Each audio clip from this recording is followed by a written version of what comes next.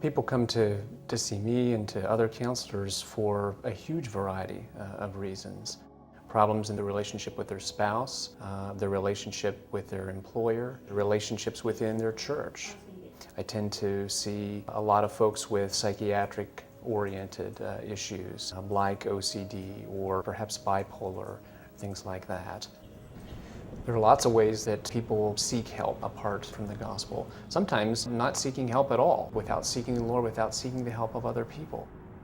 Other people try to dull their suffering and issues with alcohol or drugs. Other people will injure themselves. Other people will become angry and deny that there's a problem and become self-justified in their behavior. So there are a lot of ways that we deal with these issues apart from the good news of Jesus. We live in a fast-paced world, and someone may not be ready or willing or have the time to pick up a book-length treatment of this topic, but they may be very willing to read something that stimulates their attention, that gives them hope for change.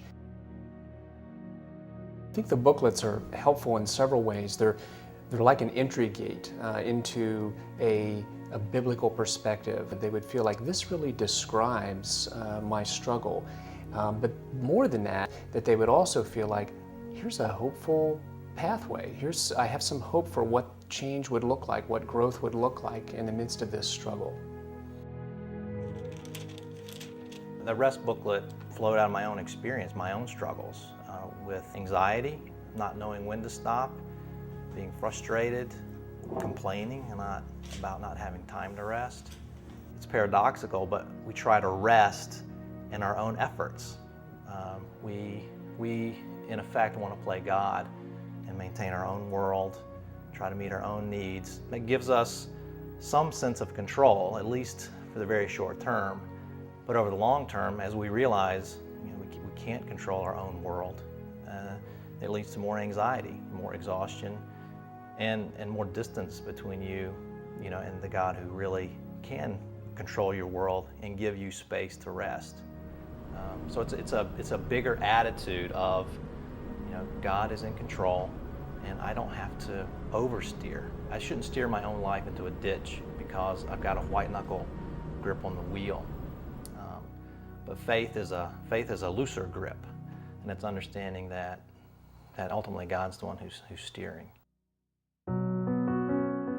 I think they're a different product because they apply a consistent, biblical, Christ-centered worldview to these problems of life.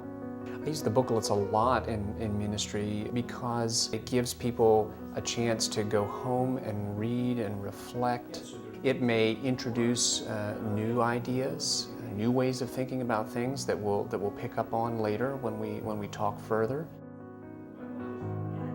I would say the most rewarding thing about my job is seeing someone grab hold of the good news of the gospel in the very cracks and crevices of their lives. You see the Spirit working and applying biblical truth to their heart, and so change happens.